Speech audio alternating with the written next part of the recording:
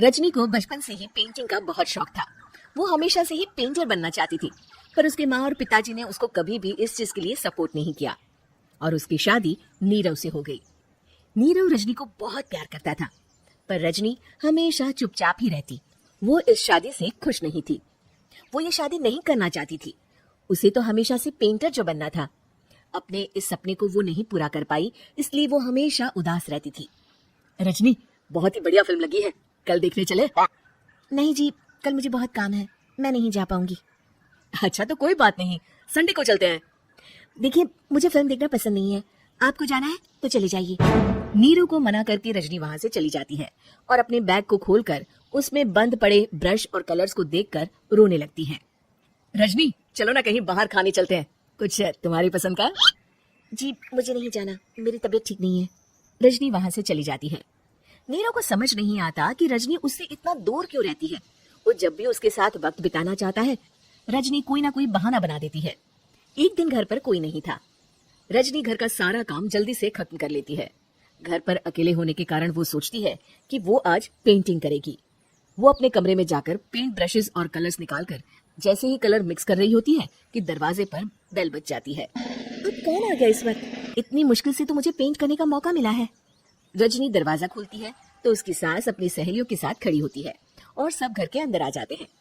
अरे बहू, सबको शरबत बनाकर पिला दे, बाहर तो बड़ी गर्मी है। जी। रजनी पेंट ना कर पाने से उदास हो जाती है। उसे गुस्सा भी आ रहा होता है कि उसने इस शादी के लिए हाँ क्यों कह दी। वो रसोई में जा रही होती है कि उसकी सास उसे रोकती है। बहू, सबके खाने का भी इंतजाम कर लेना, आज का लंच तो ये सब यहीं करेगी। हाँ।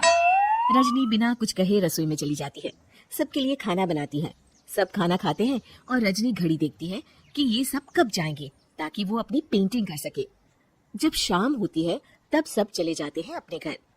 अरे बहू, सब तेरे खाने की तो बहुत तारीफ कर रहे थे, सबको बहुत अच्छा लगा खाना।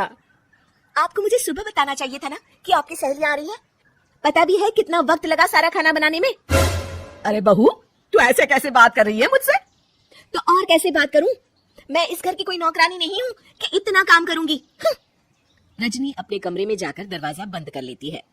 शाम को जब नीरव आता है तो उसकी माँ उसे पूरी घटना के बारे में बताती है। क्या रजनी ने आपसे इस तरह बात की? माँ, हाँ, और पता नहीं उसे क्या हो गया है, शाम से बाहर भी नहीं आई है। मैंने तो कई बार आवाज दी, खाना भी नहीं खाया उसने। तू ही बात करके देख ले बेटा। नीरव अपने कमरे का दरवाजा खटखटाता है। रजनी, दरवाजा खोलो, मैं हूँ। रजनी दरवाजा खोलती है और फिर वापस जाकर अपने बिस्तर पर लेट जाती है। रजनी, माँ से बात करने का ये क्या तरीका है? मैंने कोई गलत बात नहीं की है। अरे तुम क्यों ऐसे बर्ताव कर रही हो सबके साथ? क्या तुम इस शादी से खुश नहीं हो? रजनी कुछ नहीं बोलती। अरे बताओ मुझे रजनी, क्या ये शादी तुम्हारी मर्जी के खिलाफ हुई है? हाँ, मैं ये शादी कभी नहीं करना चाहती थी। तुमसे क्या, मैं किसी से भी शादी नहीं करना चाहती थी। रजनी रोने लगती है। चुप हो जाओ रजनी, बताओ मुझे, तुम क्यों नहीं करना चाहती थी शादी? रजनी बेड के नीचे से अपने पेंटिंग्स, कलर्स, ब्रश, पेपर्स निकालती है। इतने में उसकी सास भी कमरे में आ जाती है। ये देख रहे हो, ये थे मेरे सपने। मैं पेंटर बनना चाहती थी, पर माँ पापा ने कभी सपोर्ट नहीं किया और मेरी शादी करवा दी। मेरे सारे सपने टूट गए। हर वक्त बस गुस्सा आता रहता है मुझे। मैं जानती हूँ कि आप लोगों की इसमें कोई गलती नहीं है, पर मैं क्या करूँ, मुझे समझ में नहीं आता। रजनी फूट फूट कर रोने लगती है। मुझे माफ कर दीजिए, आप दोनों के साथ मैं बहुत बुरा बर्ताव कर रही हूँ। अरे रजनी बेटा, चुप हो जाओ तुम। नीरव पानी लेकर आता है। ये लो पानी पियो और शांत हो जाओ। रजनी पानी पीती है और उसकी सास पेंटिंग्स देख रही होती है। अरे नीरव, हमें तो पता ही नहीं था कि हमारी बहू कलाकार है। अरे कितनी अच्छी पेंटिंग्स बनाई है, देखो तो। ये वाली तो मैं अपने कमरे में ले जाऊंगी। आपको ये पेंटिंग्स अच्छी लगी?